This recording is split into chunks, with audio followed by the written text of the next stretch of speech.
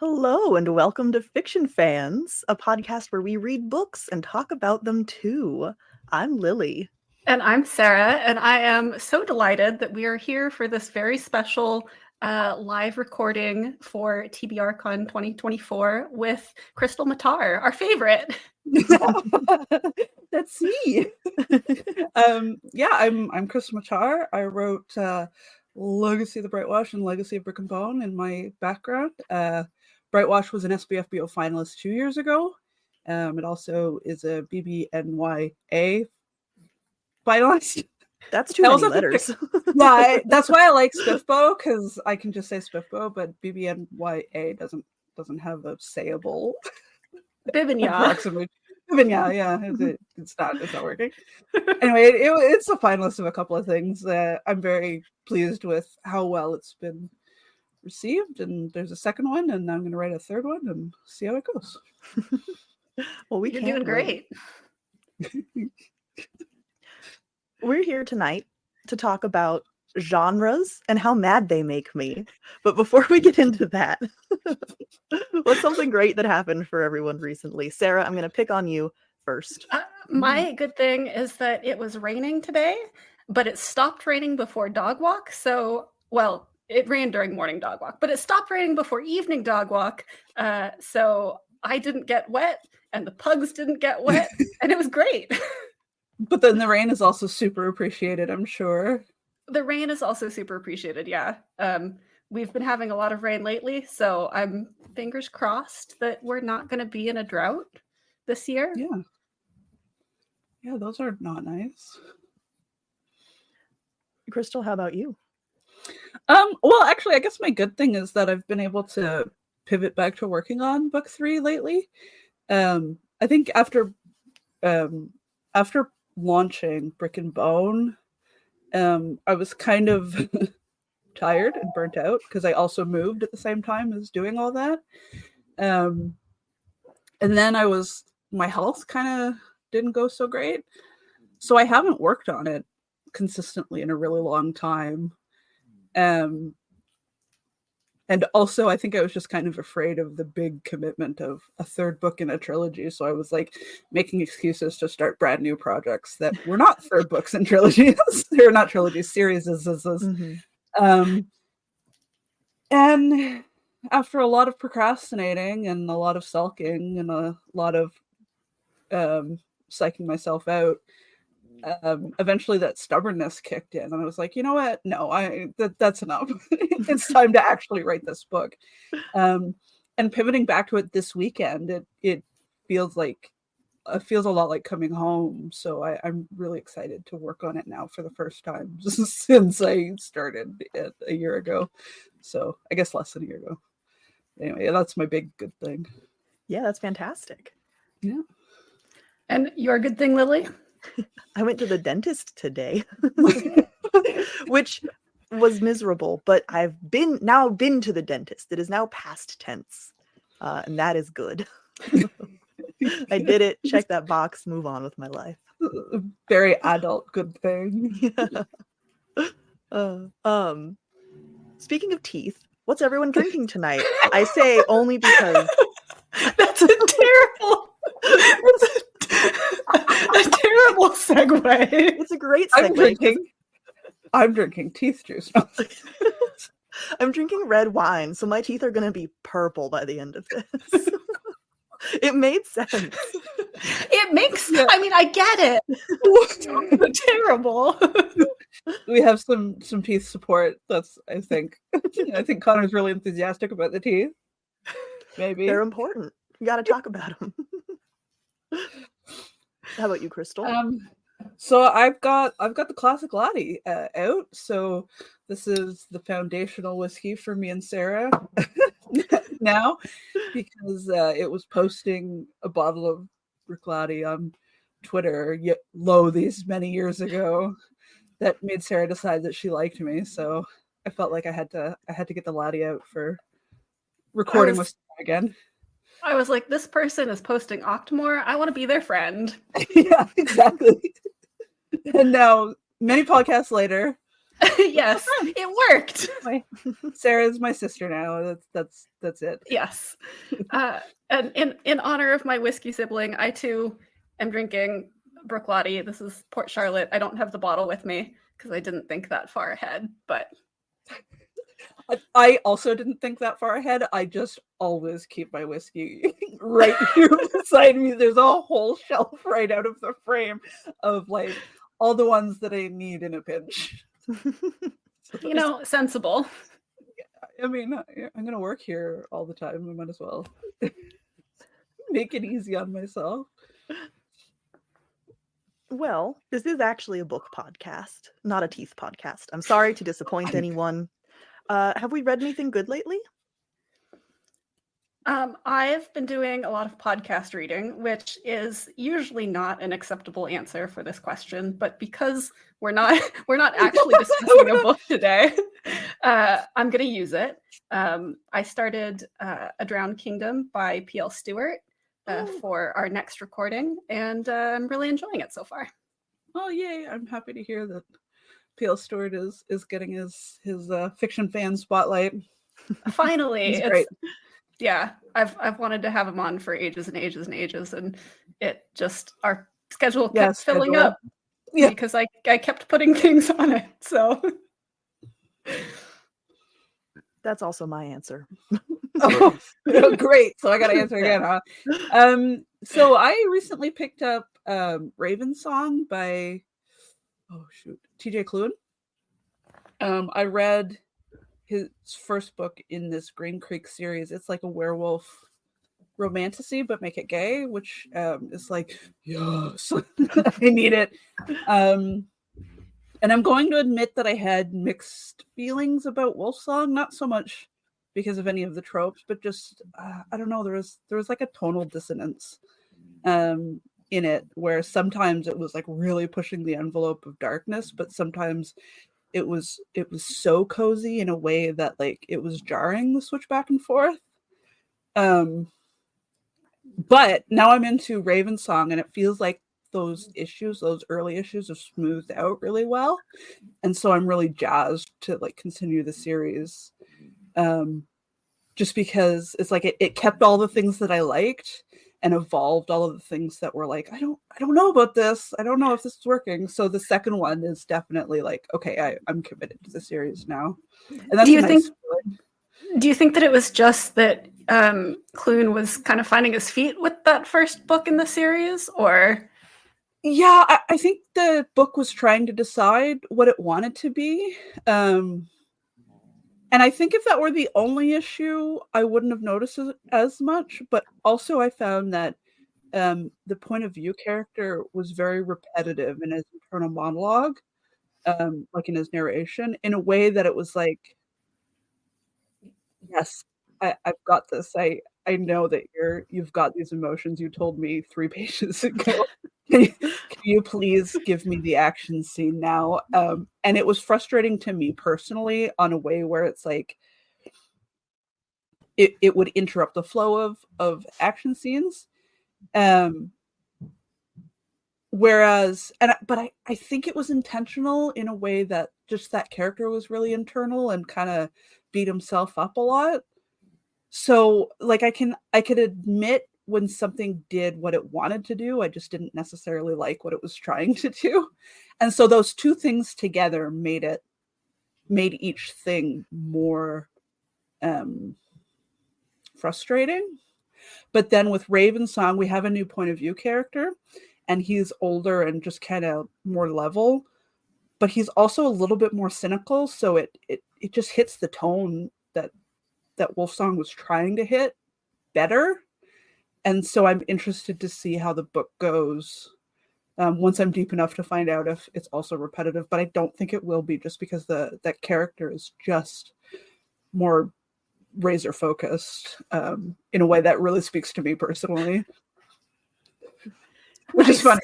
I tangent a lot, but at least they don't think I'm repetitive. First person can be stratified, shall we say? Yeah, and I think that's part of it. I think part of it is just that for me personally, first person can be really hit or miss. Mm-hmm. But the second book, that the voice really sings in a way that is working for me. And it manages to balance the cozy and the dark better somehow. Like, I don't know, maybe just the author leveled up in that ability to balance heavy and cozy. Or maybe I'm nicer this time. I don't know what it is. There have been a couple of books that we read last year that I'm like, in retrospect, I'm pretty sure I either liked or disliked entirely because of my headspace at the time. Yes. And had nothing to do with the book themselves. Yeah, and I'm super aware that I do the same thing. So it's hard, but it gets hard for me to tell if I'm doing it or not, or if it's the book. So I'm not, the jury's out. Maybe I'll have to reread Wolfsong sometime later after I finish the series. Mm-hmm.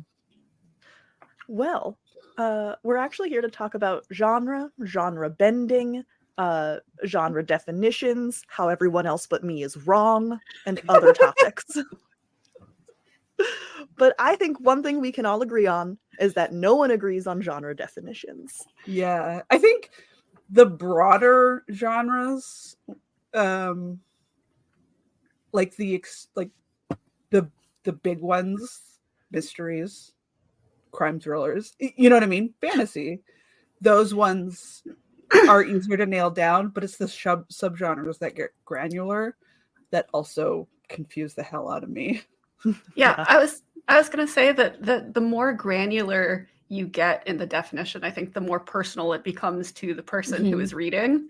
And then you get people disagreeing because no one has the same definition. Yeah. I think that's especially true with the really trendy ones.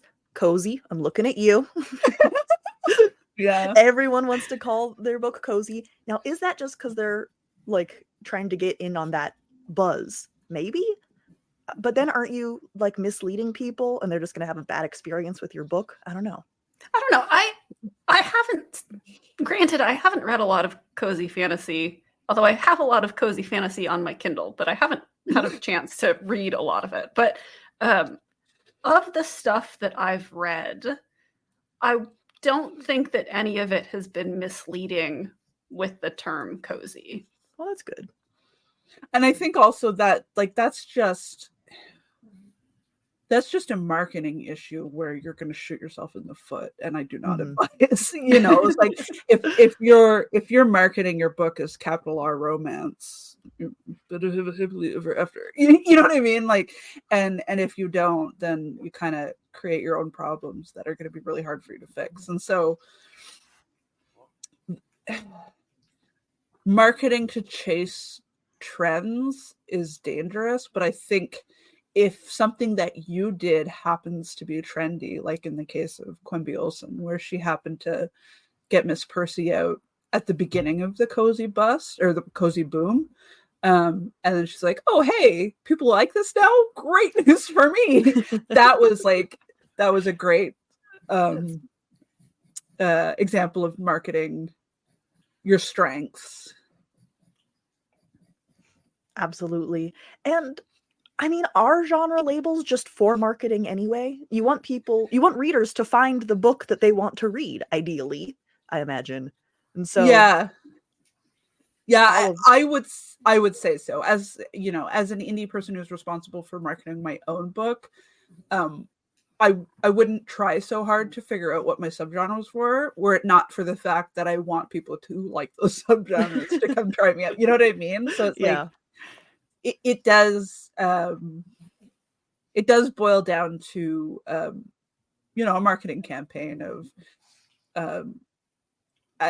as equivalent to low sugar yogurt or the really fatty yogurt that's super bad for you but so delicious. You know what I mean? It's the same thing, but if you market yourself as low calorie yogurt but you're the super fatty Greek yogurt, then people are going to be mad at you. So that's how writers use genres, but then readers, I speak mostly from experience of Sarah and I arguing extensively over. You do that? No way. Never happened. We would never argue. That's not what you get on this podcast. Whether or not a work counts as some genre or another. And I've noticed that in myself anyway. And so part of suggesting this topic for us was, why am I like this? Everyone, welcome to my live therapy session. Thank you for joining us. Well, and it's funny that you ask, why are you like this? Because I feel like we, the writers, are following you, the readers, rather than the other way around. It's like, if you, the readers, are trying to define a thing and you define it a certain way, we're like, oh, I do that. Would you like to read my book? And then and so it gives the readers a language to like recommend books to each other and stuff, which is helpful. But then again, as we get down into the granular stuff, it can get really muddy. I think you get more spectrum situations or Venn diagrams rather than definitive targets, if that makes sense. It does. That actually leads perfectly into my thesis statement. I think all works have 3 different categories of genre. There's the plot, there's the theme, and there's the setting. And those can be like completely different from each other. And I realized this when we were talking about that Welsh sci-fi book that we were reading a while ago, Sarah. I don't remember the name of it. Anthracite? Yes, that one. I believe. Because you threw out the word cyberpunk, and I was like, absolutely not. But it was cyberpunk. Well, we landed on the setting is cyberpunk. And that felt fine to me. And I think I realized that, at least when you and I are arguing about genres, it's because we are using a different one of those 3 to define the overall genre. And I think that's why I get so weird about science fiction. Oh yeah, that makes a lot of sense to me, especially like, and it speaks to the granularness really well, because if you have a fantasy setting and the pillars are like fantasy, chosen one fantasy, and the world building is super fantasy, then there's no argument over what genre that book is. Yeah. Right. But if you've got, this is when I forget every book I've ever read. But like you said, the one that you were arguing about, like if the setting was cyberpunk, but the focus of the plot was something completely different, then it's like, which genre are we talking about and why? Yeah, exactly. And I think I think that a lot of the times when you and I argue over genre, it's because one of those 3 pillars is part of SFF, but the other 2 aren't. And I'm usually saying, well, if one is, that's good enough. One pillar is like, enough. Yeah, and you're like, no, I need more of it to be considered. Well, I agree completely. I think it's because if you're like giving a work, ever. We're making history. If you're saying like this work is science fiction, without thinking of, well, there's 3 different parts and blah blah blah, I'm thinking, well, no, like the theme and the plot are not, just the setting is. But if we can say like, hey, if you like science fiction, the setting of this work is science fiction. For me, that like takes out all of my will to argue. Yeah. Yeah. See, I think that genre, at least speculative fiction genre, is strong enough that it overcomes everything. If there are elements of it, it counts. Yeah, like spec fic is a bold enough ink that even if there's a drop of it, you can still see it. Yeah, exactly. That's definitely true with horror. Basically anything that freaks you out gets labeled as horror, even if it's like nonfiction. I mean, nonfiction can be pretty horrific, so I'll allow it. There's absolutely like nonfiction horror.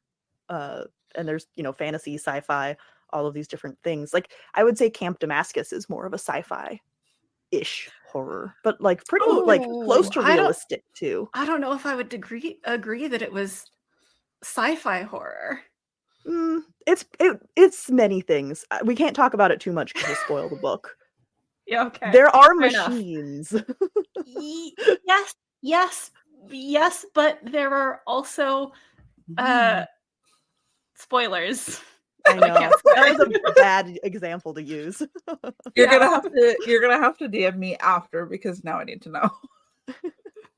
It's interesting, that book, like, I didn't love it. It was fine. But it has definitely come up a lot since we've read it. So clearly it impressed upon me in some way. You mean you think about it a lot, or? Yeah, and just in conversations, like, I think about it as an example for stuff like I just did, even though it was a terrible one. Well, it was only a bad example because we can't talk about it. Yeah. But it was a good example to illustrate the fact that you guys never agree with each other about the pillars of the genre. So actually, Lily, you nailed it. Thank you. Run with the Hunted, I think, is another one. That's Jen Donahue's series of novellas that we have agreed has a cyberpunk setting, but is like a spy action adventure otherwise. Not spy, heist, depending on the story. I've only read one of them. They're very fun. I highly recommend them. She publishes them every October 31st, I think. There are 6 of them out currently, and they're great. I love them. Even I get horror sometimes, like people's reviews where they'll mention body horror themes, and this is where it's like the subjective is so impactful on what stands out to each reader. And I think maybe that's how it gets so granular, where it's like the themes that hit you the hardest become the most memorable, and because they're the most memorable, when you're trying to define it, that's what you reach for. Mm-hmm. And so, like, some people will define Brightwash by the romance, when in fact, as far as true romantasy goes, it's pretty it's lower on the percentage of inclusion. But because it stood out to them the most, that's how they want to talk about it. But then other people will talk more about how it's a political book. And when I was writing it, I don't know that I realized how important the politicals were going to be to the overall vibe. It just kind of happened naturally, partially because of the time that I was writing it. And so it's interesting to see the first thing that people mention when they talk about Brightwash specifically. And I think of it because it's my book, so I actually notice when people are talking about it repeatedly. Well, it's interesting you used the phrase has horror elements. I think when talking about a work, if someone phrased it that way, like I said, splitting it into the 3 different types of genre or whatever, then it's like, well, yeah, of course. Yeah. You can say almost anything has almost every element if you find the right little piece. It's when you're trying to do that like overarching definition that you get different people's experiences sort of warring. Yeah, that makes sense as a distinction with a difference. Now, this could just be me. I feel like there are 10 bazillion fantasy subgenres. Mm-hmm. And there are a lot of sci-fi subgenres, but not nearly as many. Is that just my experience? Did I end up doing any research? Yeah. No. I tried. Okay, so I was looking up lists of subgenres to try to figure out if this was just me or if this was a real thing. And none of them are organized by any way I could tell. And I wasn't going to sit there and tally up all of the subgenres, and then it would be subjective because it would be, well, what do I think this falls under? So I didn't get anywhere with that. You mean you don't want this hobby podcast to give you homework? More homework than it already gives you? Yeah, I was going to say, too late. I wonder if part of that is, now I fully admit my ignorance, where I'm not super tuned into the sci-fi lines of spec fic, but with fantasy, there seems to be this conversation that happens that almost redefines subgenres that already existed. Like, for example, in the wake of the large market value that grimdark had, then there came hope punk as a counter to grimdark, but one could argue that hope punk already existed before grimdark. We just called it heroic fantasy. And so the same things get relabeled as a part of this evolving conversation of what people want to see. And I don't know if the same thing is happening in sci-fi. Maybe Sarah, you would know more because neither of us researched. I would not know more because I actually don't read that much sci-fi. That's why most of our podcast is fantasy. It's because I'm the one setting the calendar. I think we read 7 sci-fi books last year. Am I remembering that correctly from our year in review, Lily? Yes. I love the deadpan. Yes. I definitely know the answer to that question, and I'm not making it up. Yeah, okay, that's kind of what I thought.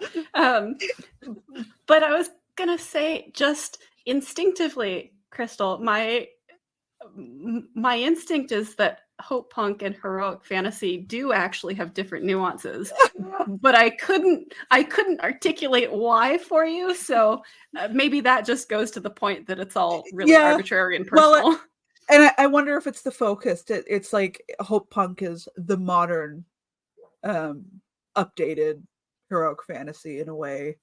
Yeah, I think heroic fantasy feels classic to me, like a more now it's classic. a more classic bent, like, whereas hope punk does feel very modern. I don't know. Well, and I think there is an important distinction if this genre is in response to another specific genre that does make it different from people who are writing it just because that's what you did back then. It's like the difference between someone who rips a hole in the knee of their jeans versus someone who buys jeans that have holes in the knees. Yeah. Like that. Like, is it a fashion statement or did it just happen? Or have you had those jeans for 20 years? Yeah, that makes sense. And maybe it's an arbitrary distinction, but I don't think it is. Yeah. Does it make a difference to the stories themselves? That I can't tell you. Funny enough, grimdark was one of my examples here. Nobody can define grimdark. I have the cold sweats anytime somebody asks me, is your book grimdark? Well, I think so. Depends on who you ask, I guess. Michael Fletcher says no, but most of my readers say yes, so choose who you want to believe, I guess. Yeah, I don't know. But I also feel like I never call a book fantasy. I don't think I would ever say, here's this novel. It's a fantasy book. I just don't do that naturally. It is grimdark or urban fantasy, or Could that be because you read mostly fantasy? Like, I'm kind of a polyamorous reader, if you will, where I'll read I read historical fiction, I read thrillers, I read multiple genres. So I do actually articulate, I'm reading a fantasy novel right now, or I'm reading a Lahey novel right now, or you know what I mean? Mm-hmm. I mean, I read mostly fantasy, and I definitely will call books just straight fantasy. Like, for example, the Inda series by Sherwood Smith. Yes, you could get more granular. I mean, I guess you could call it military fantasy if you really wanted to. But when I'm describing it, I'd call it a fantasy novel. And so, like, I definitely disagree with you, Lily, that people don't just say fantasy. But I do kind of agree that people don't say sci-fi. That they're more granular or specific about it. There's too many double negatives in that. I'm trying to figure out if we agree with each other right now. No, we do not agree with each other. Okay. Not on fantasy, but she agrees that the same thing happens less in sci-fi. Well, I think a negative myself. Yeah. Well, we need another round. I think that's why I struggle so hard with sci-fi so much in particular, because it's so, like, that word is just gets used so broadly that it almost feels like nonsense to me. Do you feel the same way about fantasy though? Because that yeah, also but is a I'm very said broad. that you did because you said you don't even use it as a genre tag anymore. Yeah, I think I am just maybe more equipped with the vocabulary to be more specific. So you both hate the granular subgenres, but also depend on them almost exclusively. I don't hate the granular subgenres. She did. No. I don't hate them, they make me mad. Completely different. Okay. Cause of rage. It's a love-hate situation, maybe. They're very necessary, and so therefore how confusing they are is terrible. Okay, that does make sense. Yeah. Yeah, I don't know. It's science fiction is just, and yeah, fantasy too, could mean anything. And I don't know if you guys have ever had a very well-meaning person recommend a book to you because, oh, you like fantasy. And you're like, oh, I like fantasy, but not that kind of fantasy. Yeah. I'm trying to remember now. I don't know. I grew up in a household of fantasy readers, so there was just more respect for the genre back in the day, back in the 90s. In my household, there was more respect for the genre than there was in the wider world. So it was kind of revered as the best genre. I didn't grow up in a household that read fantasy, or science fiction. But I don't know. No one ever gave me crap about it either. So I read what I wanted. Now, ironically, romance is on the opposite side of the spectrum. Although it is just as vague of a word, romance is like an incredibly specific thing. And that kind of blows my mind. They get really granular too, though, because it's like there'll be romance or there's oh man, I once again forgotten all books and all subgenres, but they get arguably even more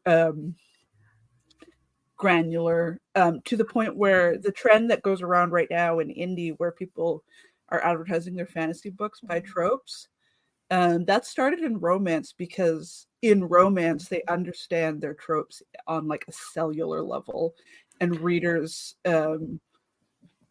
will shop by tropes in a way that's a little bit different than a little bit more involved than fantasy. And so sometimes those trope maps are really hit or miss in fantasy because they're trying to get there, but it's not as descriptive as it is in romance. So in a way, yes and no.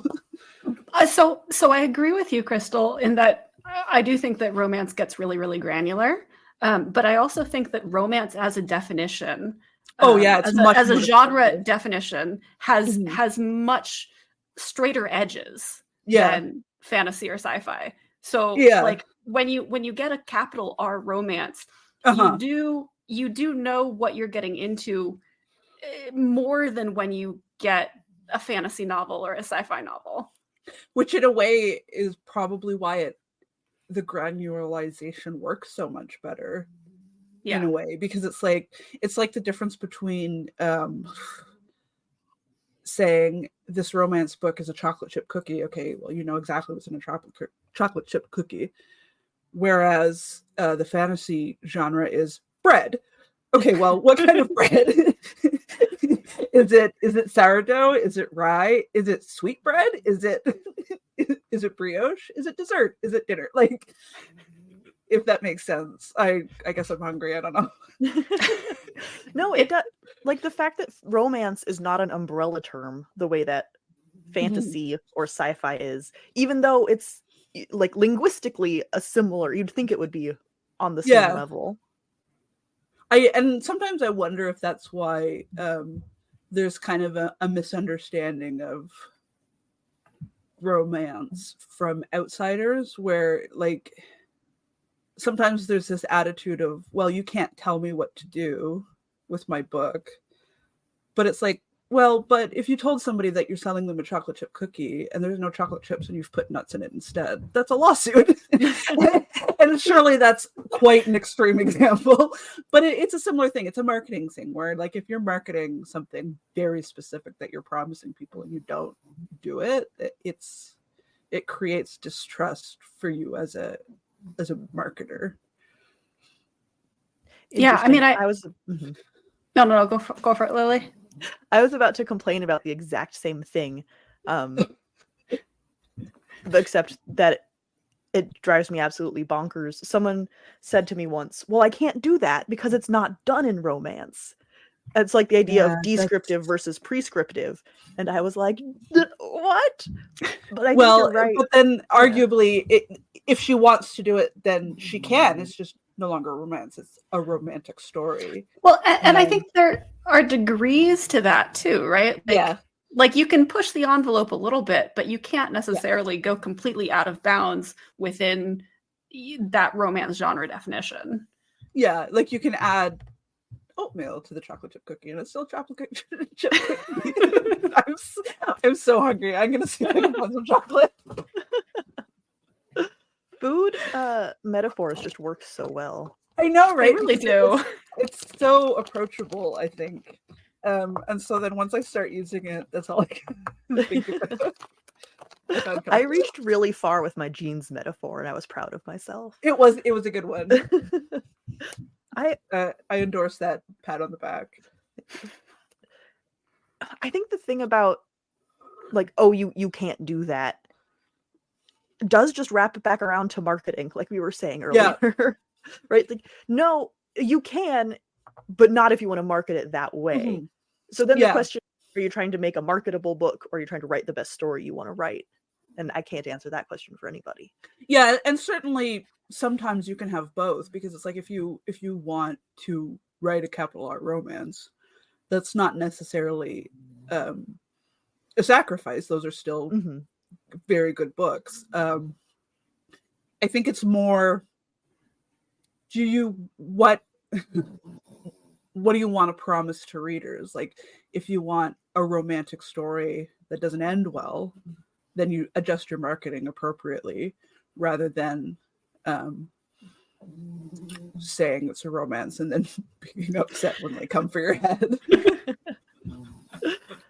And romance readers are vicious. Well, yeah, because there's a promise. There's an implied promise.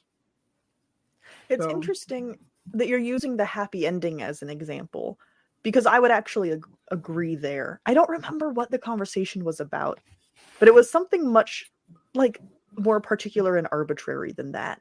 Right. And so it could be that she could do some more research. Now I'm like troubleshooting for your friend. Yeah. But she could do some more research, because it could be that does exist in romance. She's just in the wrong subgenre. Like, she could look at, for example, dark romances where they really push the envelopes, and see if that sort of thing exists there. And maybe it's just that she hasn't discovered the proper subgenre yet. But if it truly doesn't exist in romance, then she's just writing a romantic story, which is still a totally valid story to tell. It's just your end game packaging. Yeah. In the comments, Tim asks, do you think there's more flexibility with genre norms for indie authors than trad authors? That's hard for me to speak on, just because I read so little trad now. But I think it depends on the genre that you're approaching. In that, certainly there is genre blending in both, but I do think, in a way, because trad is slower to production, indie will set trends with genre bending and trad will follow, just because those of us in indie are more agile and we're able to get ideas out a little bit faster. And when that sells, Trad goes, hey, let's get some of those. And then so they're behind us. And if that trend is selling, then those authors can write to their heart's content in that sphere. But I don't know about more or less. I think it's more to do with the speed and the ability to be heard. Where if you're trad, you need a contract, but if you're indie, you just need a book. I have seen more risks taken in indie works, I think. If we want to like roll that in with shirking genre norms. Yeah, I think that trad novels, because they are kind of beholden to, and obviously, like, I have no insight into trad publishing. I'm not part of the publishing industry or whatever. So this is I read, yeah, but that does not necessarily make me an expert, except for the fact that we have a podcast. But I think that trad publishing is a lot more because they are beholden to, you know, the parent company. They're much more market focused and broadly focused, whereas there is more flexibility there for indie authors who can say, I know that this isn't what the genre expects, but I do want to go in this kind of more interesting to the author way, and push boundaries a little bit. So I do think that there is more flexibility there for indie authors. So we mentioned romance and we mentioned fantasy. And not to bring that conversation back up. Interestingly, in the chat, it was mentioned before we mentioned it too, also Tim, where... But I'm going to disagree with you, Tim, because people are definitely debating what counts as romantasy, including myself. So I'm going to hit it in a second.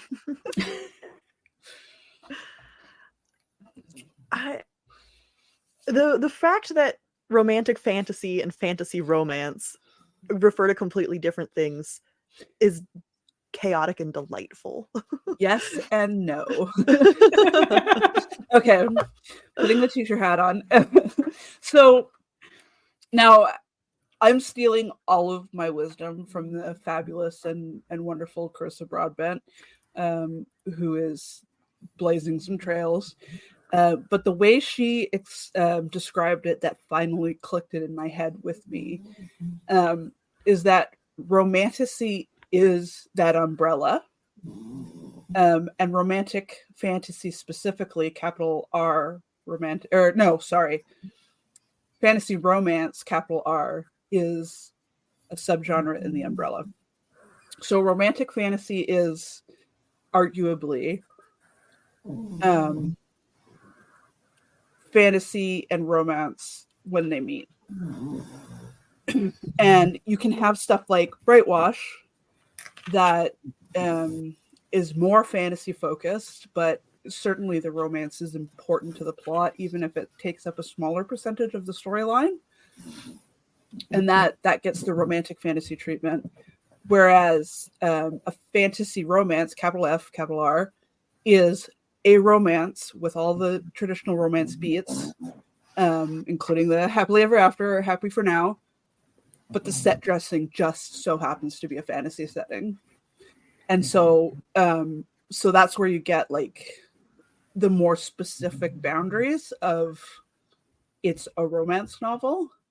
Whereas off onto the other side of the spectrum, there's me where, I mean, I could promise a happy ever after for Touchwood and Stella specifically because I'm marketing this as romantic. But how many books it's going to take to get there, we don't know. Well, at least you have that, because I was going to revolt. Yeah, I know it. And that's why, that's definitely why it's like, I come in with a disclaimer that it's like, I promise safety for those two, because I almost have to, because I'm pitching it as grimdark romance. But Hold on, we've got a fourth podcaster on the panel. She's here to tell us about. Connor asked if they were hearing Mr. Squeak, and yes, they were. So I had to bring Mr. Squeak out. Mr. Squeak is the fourth podcaster. Mr. Squeak's going to come tell us all the stuff about sci-fi that we weren't able to articulate. Mr. Squeak is a great sci-fi fan. All right. Gotta love the pug noises directly into the microphone. That's how you know it's fiction fans. You're welcome. All right, Krystle. I can't cut it out and have it not be behind you while you're talking because this is live. That's right. Oh geez, where was I? Yeah, so then there's that energy of how much focus there is, and when we get into less focus, then we get into things like, it's romantic grimdark rather than romance story, or it's romantic cyberpunk rather than a romance. You know what I mean? So romantasy becomes the umbrella, and then fantasy romance versus romantic fantasy become the promises and the marketing platform that we're trying to sell. I've also heard. Mm-hmm. Interesting you say that, because I've always thought of romantasy, and maybe this is because I am a primarily fantasy reader, as we've talked about, but I've always thought of romantasy as a subgenre of fantasy that of course would be a subgenre of romance too. And fantasy romance, capital F, capital R, as being a primarily romance subgenre, if that makes sense. Because even though it has the fantasy setting, maybe it follows the romance tropes. Or you're saying that maybe the plot genre is romance and the setting genre is fantasy. And then the character motivations are romance. So you get like the two romance pillars, and that's how you get romantic. See, I know the definitions, but I still mess up when I'm saying it. If you have the two romance pillars out of three, then you have a romance novel in a fantasy setting. Whereas me, I have one romance pillar, one grimdark pillar, and one murder mystery pillar, and so it's genre blending. And a political pillar too, I guess. I don't know. I mean, but I definitely consider Brightwash fantasy. Oh yeah, that's the overarching genre. So for me, but in that case, we're using romance not as an umbrella term, right? So fantasy, we can say it encompasses those things, but capital R romance is its own thing. It's not an umbrella. Yeah, right. Yeah. So it has a romantic pillar in a fantasy setting with political grimdark plots and so this is why I was excited to talk about genre blending, because I do it and I don't even necessarily notice myself doing it until I have a finished product and then go, oh shit, how do I market this? Like one of the standalones that I was working on to procrastinate is like a little bit horror, a little bit Western, but it's Western if it happened in a Canadian logging camp. But it's also in the Dominion, so it's still technically fantasy, I guess. So it's like, I can't help myself. I was talking with Danny Finn about something about genre bending, and they brought up the definition that, like, basically the same conversation we're having about romance, but whether something is high heat or whether it is erotica, that I had never considered before. Yeah. Like, was that during our monster fucking episode, or was that maybe elsewhere? It might not have been during a podcast. Okay, we might have just been having a conversation. How dare! I know. Why isn't everything content? Yeah. We'll have to have Daddy back, and we'll just do it. We'll replay the conversation. Yeah. Yes. But I had never considered erotica as a specific genre and not just describing how explicit something is. Like, that hadn't even occurred to me. But yeah, it's a specific genre, subgenre of romance, in that, like, romance, the falling in love is the plot, but erotica, it's like, it's PWP a little bit, to use fanfiction terms, where the sex scenes are the plot. Like, it's just strung together in a way that creates an arc and character building, but the plot heavily relies on the story arc that's built by sex scenes. I love that you brought up fan fiction before I had the chance Yeah. to, because that's what I was going to do next. But now it's not my fault. Well, I think that was our first podcast together. Was you invited me on to talk about the fact that I started in fan fiction. I think our first podcast was talking about romantasy and romantic fantasy. No, I invited myself on. I came on to talk about fan fiction, and then it was so much fun that I invited myself back. Clearly, you remember our history better than I do. Well, I mean, I really love you guys, so. Well, and in your really defense, love you too, but no, I'm following that up. In your defense, you've done a lot more podcasts than I have now. So you're like weekly at this point, aren't you? Mostly. Yeah. Sometimes I procrastinate too much. and we are coming up on the end of our 3rd year of podcasting, I believe. Yeah. So. Yeah, that tracks, because I was on close-ish to the beginning, and that was not long after I published. Well, speaking of fan fiction, yeah, is that a better segue? It is a better segue than speaking of Keith. How are your tooth strengths doing? I'm not purple yet. We're doing okay. Yeah. So, fan fiction is probably where I run into the tropes as marketing device the most. Or not marketing device, but basically, tags. Yeah, the tags is a rundown of what you can expect. Yeah. And you mentioned PWP, poured without plot. Or plot, what plot? That's how I knew it. Different definitions. Different acronyms, same definition. Yeah, okay, fair enough. Yeah. But when I first started seeing the trend of people describing their work with tropes, I was just like, I see this on AO3 all the time. It's a great marketing technique if you know exactly what you're offering. Yeah, that's true. And I think we've had conversations on the podcast before, complaints about someone has a specific tag on their work that isn't accurate.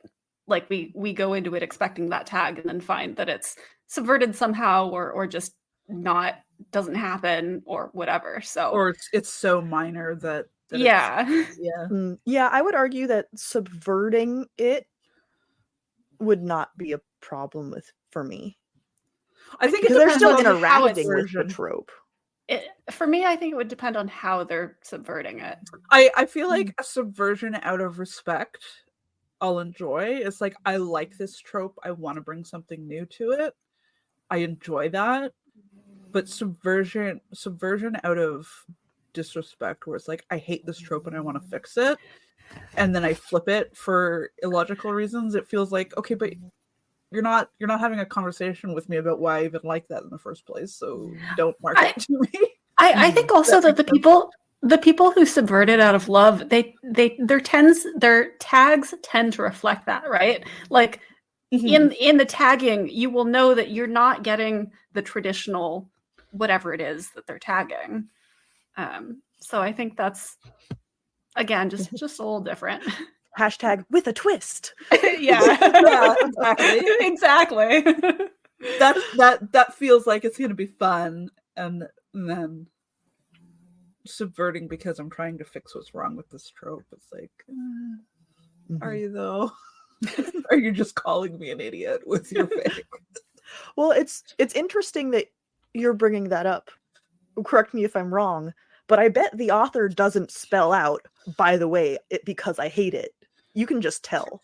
Am I right? Yeah, you can just tell. Well, sometimes you do see it though. Like I've seen it less so in the fic universe and more so in marketing books, where it's like people will talk about how much they hate certain things and so they wrote it better.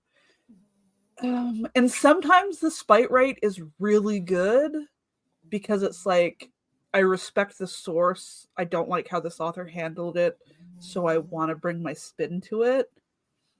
But sometimes we dial all the way back to, I hate this in fiction. I hate everything about it. It's stupid and it gives me cooties, and so I'm fixing it. And all you stupid people who liked it, are wrong. Yeah. And that's a turn off for obvious reasons.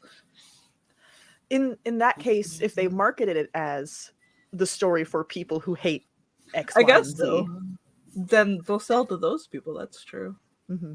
Instead of accidentally grabbing people who do genuinely love it. Yeah, that's true. I guess I'd rather they tell me that they hate the thing that I like. So then I can just be like, not for me. Do we think tropes are associated with, well, the answer is probably yes, because I'm phrasing this question so vaguely. I'm going to say no, just They tend to be associated with genres, I would say, probably. Not all of them. And again, it's not cut and dry, but general association. I think it depends on how broad the trope is. It's like found family you can find in pretty well any genre. Yeah. Grizzled veteran you can find in most genres. But again, once it gets down to the granular stuff, then it starts to get more genre specific. Mm-hmm. I was thinking of There's Only One Bed, which I've definitely seen in across genres. Like, yeah, I've a great uniter. Yeah, I've seen that in cross. I've seen that in cross genres, but they're all they're all books that have that romantic element to them, and so I think that particular trope might still fall under romance, even if the book itself isn't a capital R romance. That's an interesting distinction. And I did very carefully phrase my question, are they associated with? Yeah. Not, do they only ever show up in this one kind of story? Yeah. And then I was trying to think, fake relationship trope as well is very often romance. But I feel like you see it in like spy thrillers too. Yes. But also, when you see it in spy thrillers, inevitably they will kiss each other. Oh, yeah, that was what I was going to say. They're spy thrillers, but there's still that romantic element of the two characters who are in this fake relationship getting together, or there's often that element. Mm-hmm. Yeah, when you mentioned Only One Bed, I was going to argue with you by bringing up Dennis Lehane, who has only one bed now and then in his thriller, his private detective thriller series. But then actually, when I think about it, he does it to the main two, who have a very slow romance arc over the course of several books. So actually, you were totally right. See? Yeah. My point stands. Yeah, there's sometimes a little bit of shorthand that happens with tropes where it's like, I need this emotion, and a great way to get it is to respect this trope and serve it lovingly to my readers. Because like Kenzie and I can't remember her name, but those two, like if you say Lehane to somebody, people will say, "Oh yeah, Kenzie and his love interest / partner / foil," because their romantic and professional tension is like.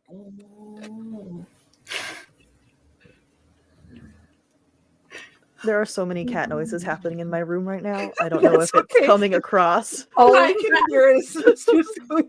I mean, like, Mr. Squeak covers a multitude of sins. Also, Tim, yes, this is whiskey. It is the glass is from Kilchoman Distillery on Isla, and the whiskey is Port Charlotte, which is done by Bruichladdich, I believe. My wine came out of a box.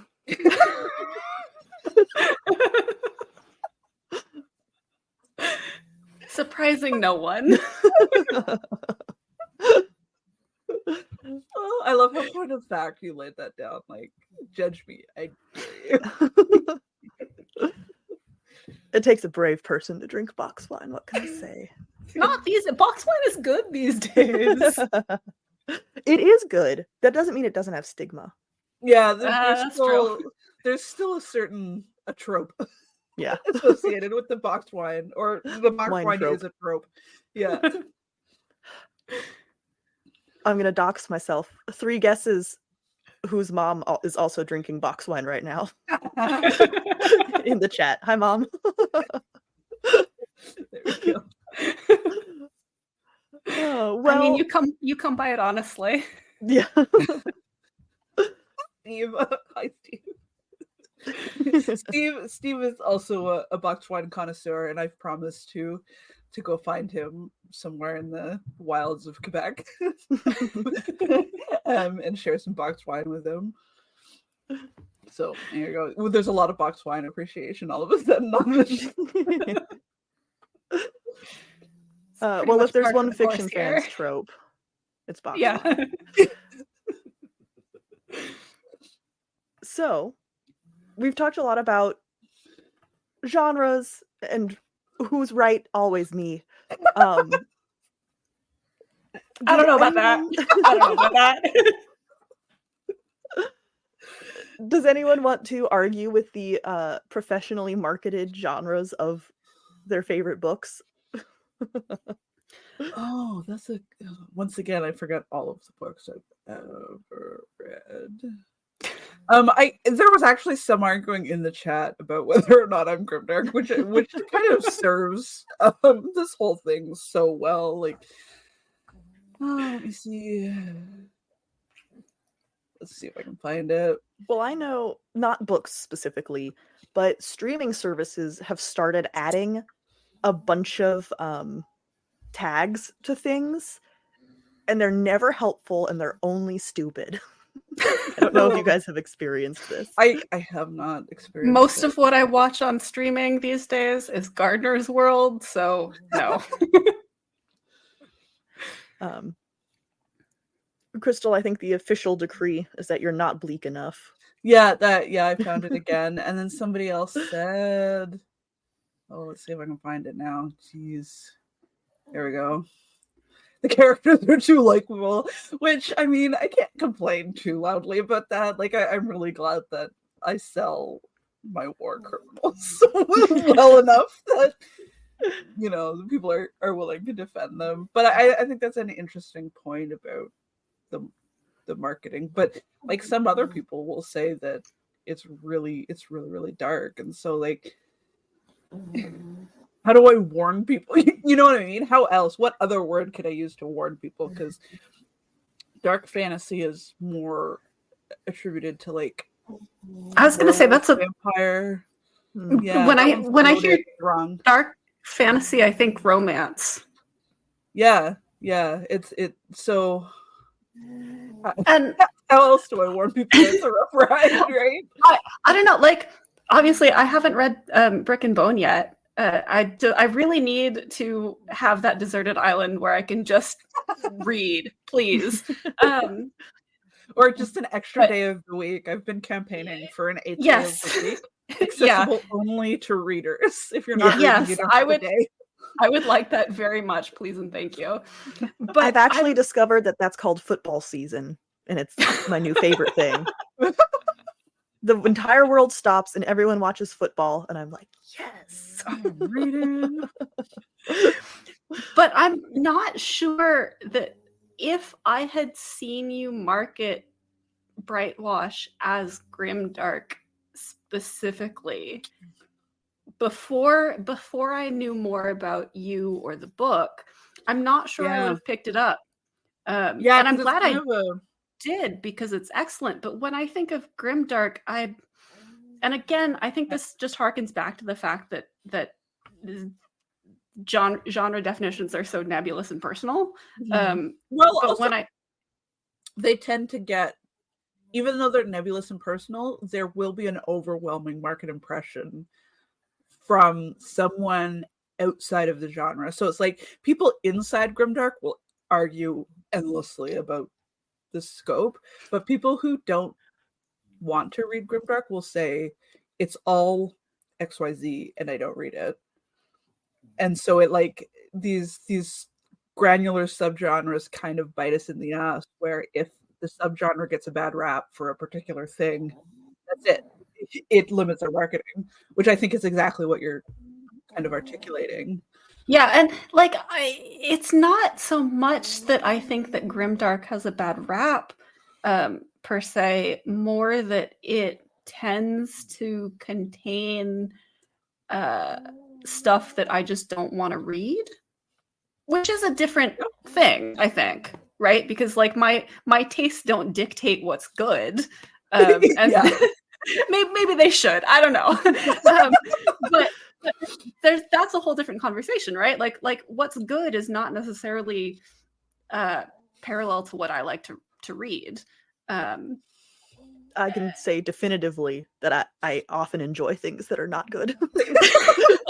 Yeah, I do too. So, but I think that, and I have lost track of where I was going with this, but yeah, but you wouldn't have read Bright Walk. Yeah, I wouldn't necessarily have picked it up if it had been marketed specifically as grimdark. Yeah. Well, then maybe we need to bring back that very useful word elements from earlier. Yeah, elements of grimdark, like that wouldn't have turned me off. That's actually a really good idea, and I'm gonna try marketing that way for a while. It kind of gets you out of a lot of problems. Yeah. Elements of. It doesn't fit the definition. It's fine. Yeah. Vibes, yes. Grimdark vibes I'm fine with. Yeah. Full on grimdark, that's not my thing. Can we popularize everyone creating very detailed pie charts? And they're like, exactly 33% fantasy, exactly 2% grimdark. Well, I was thinking about, like, as a marketing shtick, if ever I had enough, time and inclination of making like a Venn diagram and like have like the overlapping themes, and then in the middle there's a Bright Watch poster. Yeah. You know what I mean? Like, just to kick off of your pillars idea. Yeah. A, yes. B, I think everyone needs more charts and graphs.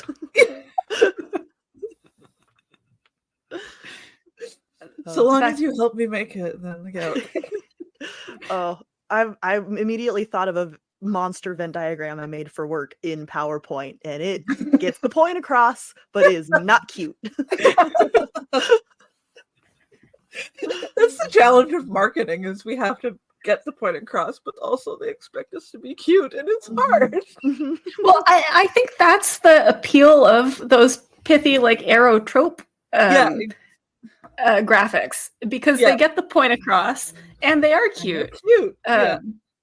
Even if they're not always accurate, because, as you said, people don't always accurately understand their tropes. Yeah, and that's what I was gonna say. But you better know what your tropes are. Yeah. Or start slapping elements of in front of all of them. Elements of, but there was only one bed. Yeah, there were two beds, but at one point there was one bed, I swear. We have some good comments in the comments section. Daniel says, dark fantasy isn't necessarily that dark, but grimdark is sort of a particular thing and one that no one can really agree on. Yeah, and then where's Steve? There it is. Yeah. And Steve had a conversation about it with my supervisor earlier today, and we came to the conclusion it's a genre that's defined by its opposite, and there's the polarity to its spectrum. Yeah. And then Rex brought up Warhammer, which is probably the best example of sci-fi grimdark. And I know we're Yeah, not a huge... I think it's kind of the pillar of where the term came from, as far as I understand. Really? I mean, I don't know anything about Warhammer except that you and your husband play it. Lilly. Warhammer 40K. Yeah. It's like the granddaddy. Like that was the benchmark, and that one, that, as I understand it, that is pretty bleak and pretty far into that spectrum. Like, Yeah, Sarah, I avoid playing it because everyone is bad guys. yeah. Fair enough. Yeah, which kind of meshes with that definition. Yeah, it doesn't sound like my kind of thing. Oh, so, it's a very cool universe. So yeah, Daniel was, I guess, responding to Steve, and just I agree with that. I think Grimdark tends to make the same points as traditional fantasy, but from the opposite side, and I think that's pretty close to the truth. And then maybe there's like a spectrum of how far into the grimdark mud you are, where it's like Brightwash is like got a foot in there, but we're working on it. People are actively trying their best, and I think that lack of nihilism is what makes people argue about it so much. Where the characters are trying, like they're fighting for something rather than just themselves, but at the same time, what made me decide to start using the word is that the system that they live in is the grimdark setting, maybe to borrow your pillars idea, where the setting is grimdark because the setting expose or hypothesizes that there's no hope and nothing can change, but the characters aren't there yet. They're not given up yet. And maybe that's where the disparity comes from my audience. It's a pretty good theory, and I'm going to start pushing it on everyone relentlessly. Yeah, it is. It's a good way to break down. And it's such a good, because it's like, if all of the pillars are a certain thing, then that's why nobody reads about that book. Mm-hmm. I mean, I do like your theory. I think that it works, and I do think that it clarifies some of the arguments that we have had in the past, and probably will have in the future. And it triples the opportunity for argument as well. Yeah, that's true too. Both settles the argument and busts the door open for more argument, which is kind of perfect family dynamic. I mean, what is family for if not to argue with? Yeah. Friendly argue with. It's all friendly space. arguing. Yeah. Well, if grimdark is a spectrum, does that mean Legacy of the Brightwash is grim gray? Yeah, I think so. Because here Daniel put this in. Now I think this is a reference specifically to Warhammer, where in the grim darkness of the future there's only war. Brightwash is going to say that war is inevitable, but and the story is in the but. If not like that, but you know what I mean. Oh, kind of like that. Yeah. Well, I think I also had this problem with Kushiel's Dart, which was a book that we discussed many moons ago. I loved, and you two had more negative feelings towards. The density of it didn't work for me personally. Yeah, Connor's calling me out. I think while there was romance in that novel, not capital R romance, well, there was a lot of sex in that novel. And that felt almost like, I might even throw that under the setting. Yeah, you're so right. Yeah. Sex was the setting. Sex was the setting. I'm not going to argue there. That's fair. But then we didn't even get to see the romantic sex scenes, which kind of miffed me a little bit. It felt like that idea of promises, where it's like, okay, I'm in it for the meaningless. Yeah, I know. It's also it's the first book in a trilogy. I guess so. Specifically about those two characters. So like That's the relationship, and I'm pretty sure it's been a while since I've read books 2 and 3, but I'm pretty sure that we do see sex scenes between them in later books. That's fair. I tapped out before we got to later, but Yeah. We only read the first one. Yeah, I know. Yeah. If you wanna listen to us argue with poor Sarah for like an hour, there is a. And I do want to get us talking about the I don't know if it qualifies as a sequel, but retelling kind of the retelling from Jocelyn's point of view. Yeah, I would love to cover it on the podcast. I'm curious. I'm very curious to see if his point of view brings something different to that element, because it's like sex is the setting because of I don't remember how to pronounce his name. Phaedra? Yeah. Yeah.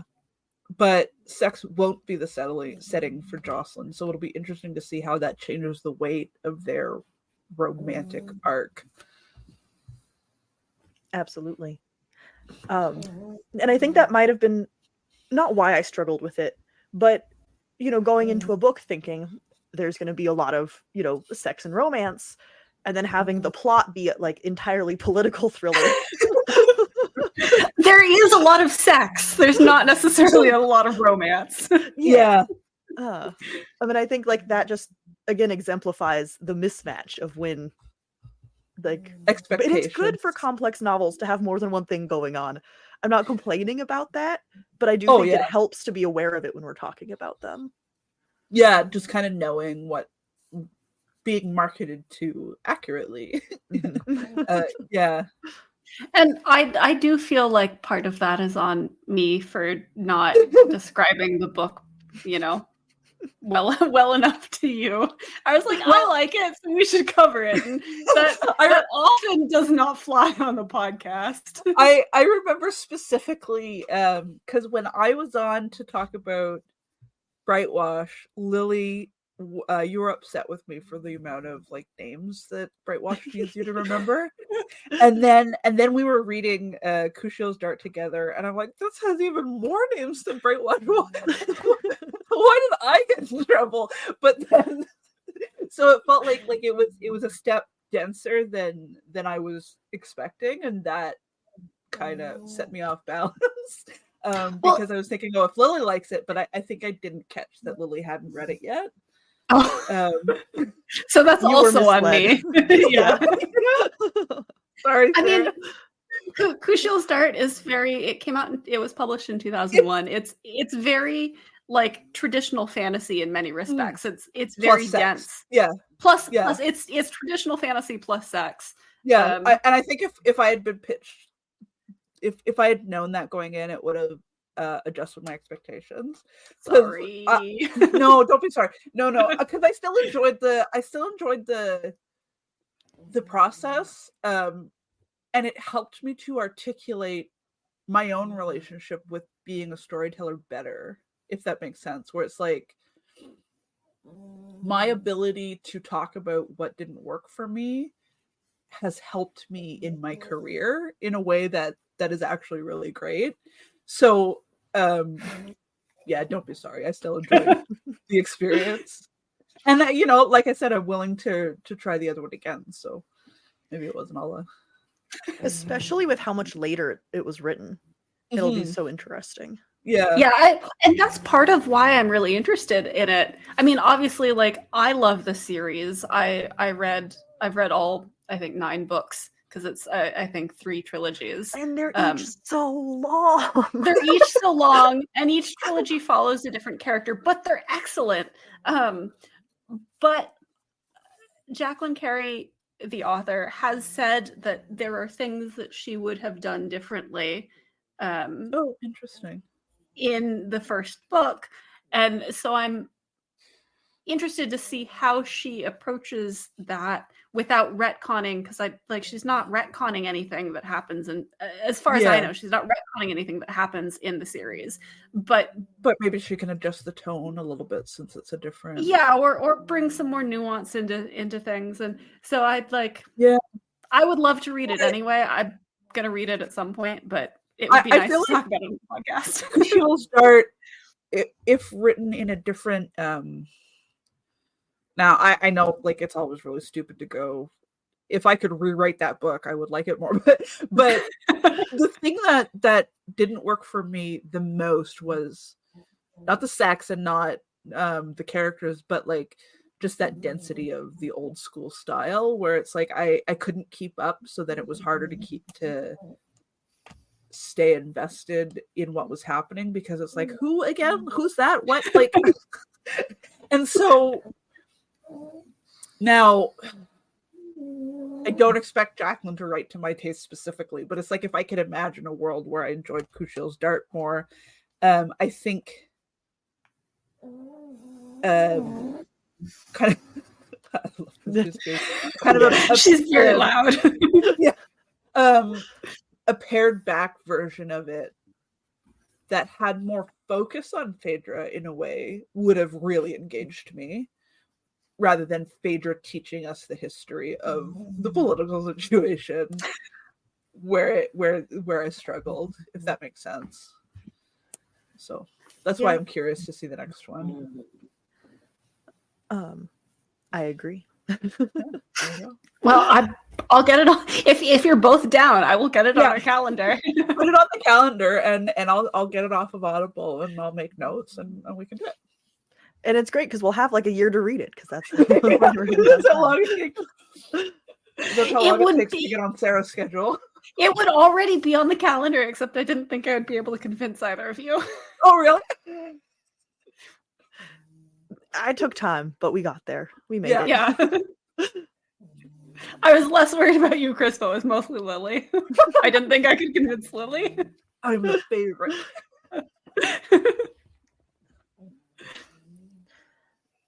Well, occasionally at the end of our podcast conversations, I will ask Sarah very obnoxious questions such as shoot, screw, or marry. Grim, dark, urban fantasy. The third one's always the hardest to come up with. Capital R, romance. Okay, well, obviously I'm going to screw capital R, romance. That's the whole point, right? No, those are the ones where they can't kiss until the end. I've definitely read some capital R romances where they have a lot of sex before the end, but it's sex without strings. So I'm still going to say screw capital R romance. Obviously kill Grimdark. I'm not a Grimdark reader. Sorry, not sorry. And I guess that leaves marry urban fantasy. No, I want to marry romance and screw urban fantasy. Yeah. Yeah, that actually tracks to me, because urban fantasy does have quite a large sexy market share. So that tracks. I would also marry romance. Because it is about building relationships in a way that, you know, if I'm marrying it, I'd rather have the foundation of a relationship. You know, I would screw Grimdark because I'm deviant, and then I would kill urban fantasy. Not any out of any particular dislike for urban fantasy, but just out of default, because that's what I have to do. Sometimes you just have a third option that has to get killed. Yeah. Yeah. Thank you, Connor. Connor says, Grimdark fucks nasty. Yeah, me and Connor would make the same choice, clearly. I think I would probably be there as well, because I think romance would be boring. I guess it depends on which kind of romance, because It can get pretty deviant in the dark romance. Yeah, but that's not capital R romance. Then we're getting into subgenres again. No, but that's still capital R romance. There's still because it's a after. But it's a specific kind. Right, but it's not like you get the whole it umbrella, still follows the general tropes of capital R romance because it's a subgenre. All right. We're getting back into our argument of what the definition of subgenres are. Like a perfect way to make a singular pretend we know what we're doing. I mean, as we said at the beginning, this is all really arbitrary. Mm-hmm. Oh yeah, I would marry Grimdark because in my version of Grimdark, everyone's nice to each other. And you can't tell me I'm wrong because it's my version. Okay, good luck finding a Grimdark book like that, I guess. Yeah. This gets harder if you have to pick the book too. That's true. All right, my choice still stands because I would fuck half a cast of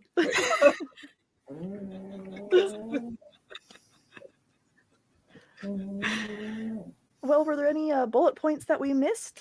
Anything that we wanted to loop back around to?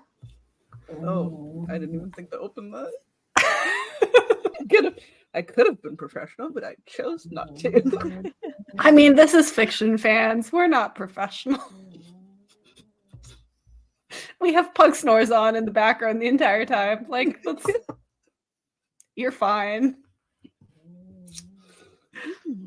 I think we pretty well got everything that you guys pitched to me. Just that genre is hard. It is. It's so subjective, but then we try to use it to communicate with each other. But everyone has their own little definition living in their head. So you pitched having some favorites for some random categories, and now I'm curious to find out if you guys can think of any weird granular subgenre favorites. I have never heard a definition of Discworld that I agree with. I think it's the very first one. So what definition of Discworld would you agree with? I think satirical fantasy. Okay, because I often hear it called satirical fantasy. You do? I heard it called sci-fi a lot. Really? Me. Oh. Obviously, you're just hanging out with the wrong people. I guess. I don't think it's out of your life. I don't think I've ever heard it called sci-fi. Yeah, that would bother me too, actually. But I do hear it called satirical fantasy on a decently regular basis. And I think that is pretty accurate to what it is. Yeah, you just need the word satirical in there, right? Satirical, almost anything. But right, but I would consider it fantasy too. Yeah, it is. Like it is fantasy, but if you want to get more granular, satirical fantasy rather than sword and sorcery fantasy or whatever. Mm-hmm. But I think circling back to your point about how you don't hear people describe fantasy books as just fantasy, I definitely describe Discworld as fantasy. And foundational in a way that it's like, it's a bit formative for a lot of people. A bit formative. But you know what I mean, where there's quite a lot of roots that have grown out of it into the wider genre. Influential fantasy. Yeah.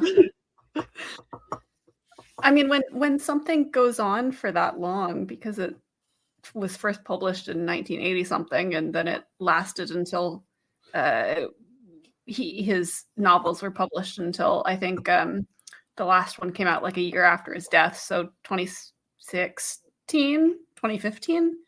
I think he died in 2015.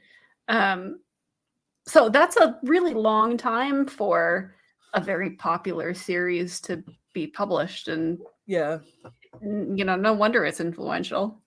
Yeah, absolutely.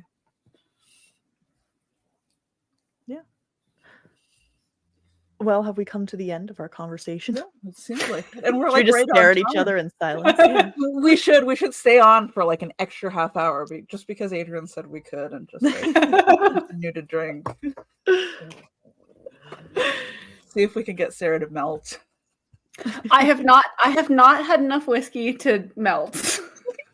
Yeah, but that's why I want to stay on.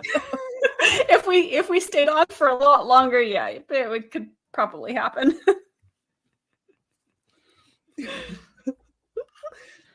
Well, all right. We have, as far as Fiction Fans business goes, we are opening submissions to our new zine soon. Celebrating, ironically, all things genre. Any genre, we don't discriminate. So check that out if unless you're you label them wrong, in which case they'll discriminate against you specifically. Yes. Discrimination only against incorrect labels, not any subgenre in particular. I think that's our main piece of news. Yeah. Krystle, you have a couple of books everyone should go read if they haven't yet. I've got Brightwash. It may or may not be grimdark. It is definitely romantic though. I've also got Brick and Bone, which centers on a boxing plot, which people are pleasantly surprised that it works for a fantasy novel, which is like kind of a crowning achievement for me. Like, what? I'm enjoying a fantasy book about boxing? That's weird. I'll take it as a badge of honor. I'm also busting back into the podcasting world. Myself and definitely grimdark Michael Fletcher have come together for the Dripping Bucket podcast, where we're going to talk to writers, but also bloggers, readers, reviewers. I'm kind of hoping to get like booksellers and audiobook narrators on as well, just to kind of broaden the scope to the whole ecosystem of publishing. So we have an official YouTube channel. It's just Dripping Bucket Podcast, and we'll be launching February 8th. So look for that. February is a good month to launch your podcast. Is it? Yeah. That's when we launched ours. So February is a great month.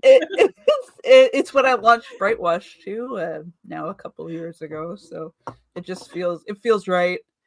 Yeah, I guess that's it for my news, because I don't think I have any books close enough to being finished to acknowledge them. Where can people find you on social media to follow you and hear more about all of your various endeavors? So I'm most active on Twitter, in spite of everything that's been done to it. It's still kind of my precious dumpster fire. I'm also on Instagram. I'm trying to be more present there. And then, I'm blanking. Yeah, I'm also on TikTok. You are technically on Blue Sky too. I am technically on Blue Sky too. Please be more active there. I'm gonna try. I miss you. I miss you too.